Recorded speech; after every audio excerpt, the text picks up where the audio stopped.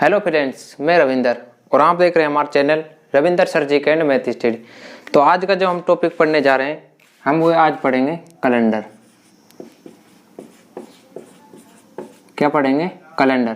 Calendar में जो हम पढ़ेंगे आज, सबसे पहले आपको बेसिक पता होना चाहिए कि कैलेंडर में क्या क्या होता है।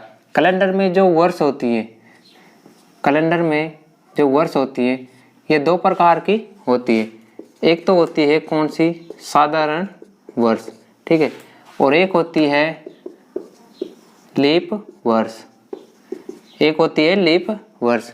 अब साधारण वर्ष में क्या होता है, इसमें जो 4 का भाग नहीं जाता है, इस वर्ष में 4 का भाग नहीं जाता है, और इसमें लीप वर्ष में 4 का भाग पूरा पूरा जाता है, ठीक है। अगर इसे दूसरे शब्दों में कहें साधारण वर्ष को, तो इसे 52 सप्ताह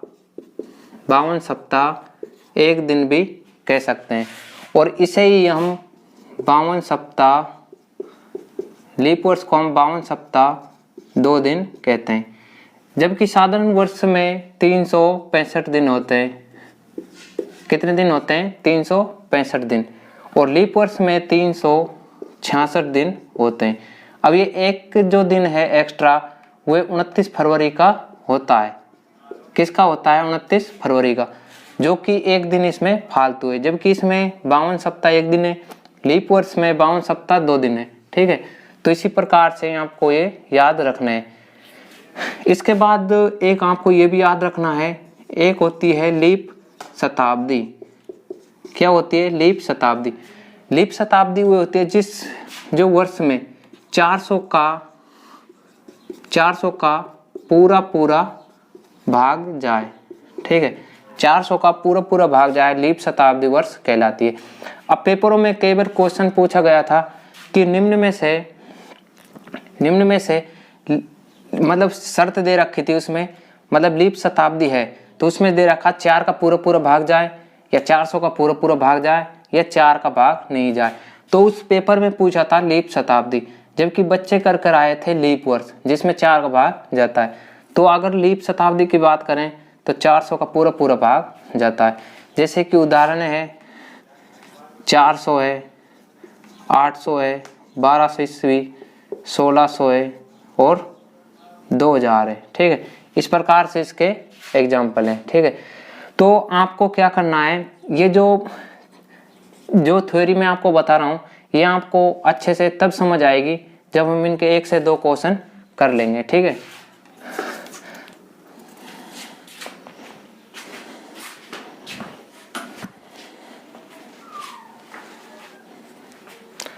पहले हम इनके 1 से 2 क्वेश्चन कर लेते हैं एग्जाम्पल के लिए, फिर आपको ये अच्छे से समझ आएगा।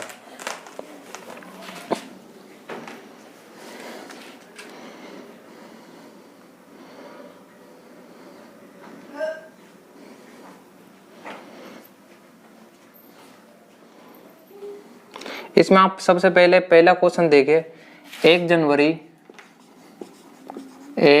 जनवरी 2005 को क्या है? सोमवार है, ठीक है। तो इसमें पूछा गया है 31 जनवरी 2005 को कौन सा वार होगा। अब इसमें क्या है कि आप जो है इसे डायरेक्ट भी याद कर सकते हैं, क्योंकि किसी भी साधारण वर्ष का प्रथम दिन व अंतिम दिन समान होता है, ठीक है। जनवरी की फर्स्ट तारीख और ये है 31 दिसंबर। क्या है? 31 दिसंबर। किसी भी साधारण वर्ष की प्रथम दिन व अंतिम दिन समान होता है। तो इसी हिसाब से इसका जो 31 दिसंबर 2005 को भी सोमवार होना चाहिए। तो आपको अगर आप इसे डायरेक्ट याद रखोगे तो ऐसे कभी भी याद नहीं रख पाओगे लंबे समय तक। तो आपको ये विधि से ही याद करना है, ठीक है। जैसा कि 1 जनवरी 2005 को सोमवार है, तो 1 जनवरी तो निकल गई, उसके बाद जनवरी में कितने दिन बचे? तो वे बचे 30। अब फरवरी की बात आती है। अब हम इसको डायरेक्ट करेंगे, जैसे कि इसमें विषम दिन आएंगे, इसमें 7 का भाग देंगे, 7 चौक 28, इसका विषम दिन निकल कर जो आएगा वो आएगा 2, ठीक है, 2। अब फरवरी की बात आ रही है। फरवरी डिपेंड करती है साधारण वर्ष या लीप वर्ष। तो ये कौन सी है, साधन वर्ष। साधन वर्ष में जो फरवरी होती है वो 28 की होती है, और उसमें विषम दिन कितने आएंगे, जिसमें हम 7 का भाग देंगे तो वो आएगा 0। ठीक है, 7 चौक 28, इसलिए जनवरी हो गई, फरवरी हो गई।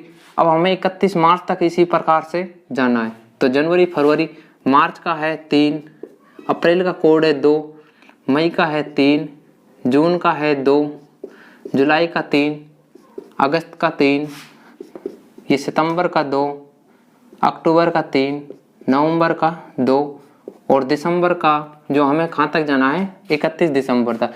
तो इसमें हम 7 का भाग देंगे, 7 चौक 28, कितना बचेगा 3। ठीक है, तो ये जो है जनवरी से दिसंबर तक कितने माह हो गए, 2, 4, 6, 2, 8, 10, 2, 12। अब हम इनको सबको जोड़ेंगे, कितना हो गया, 2, 3, 5, 2, 7, 7, 3, 10, 2, 12, 3, 15, 3, 18, 2, 20, 23, 25 और 28, टोटल हो गए 28। कितने हो गए 28।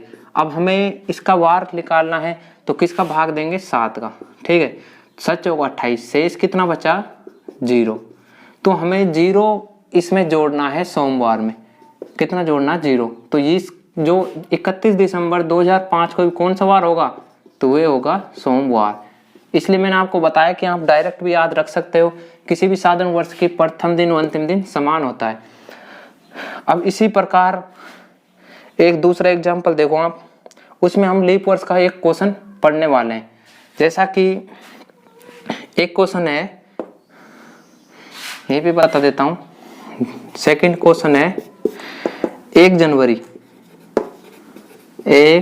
जनवरी 2008 को मंगलवार है। कौन सा वार है, मंगलवार है।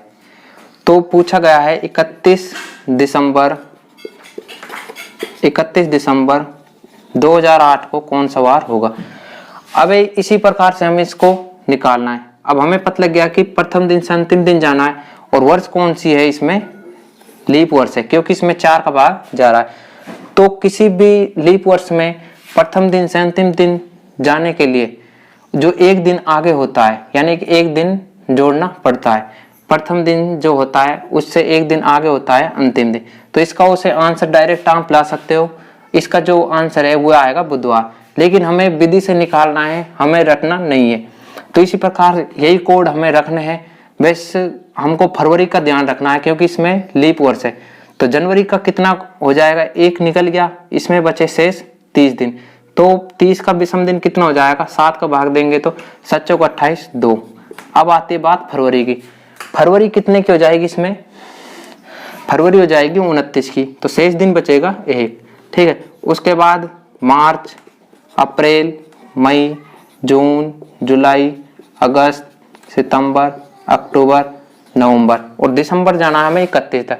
तो 31 का विषम दिन कितना हो जाएगा, 7 चौक 28, वो बच जाएगा 3। तो ये हम इनको टोटल करेंगे, तो टोटल करने पर जो हमें प्राप्त होगा वो होगा 29।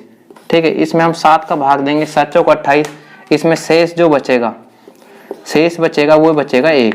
तो हमें मंगलवार से एक दिन आगे जाना है। तो आंसर क्या आएगा, बुधवार।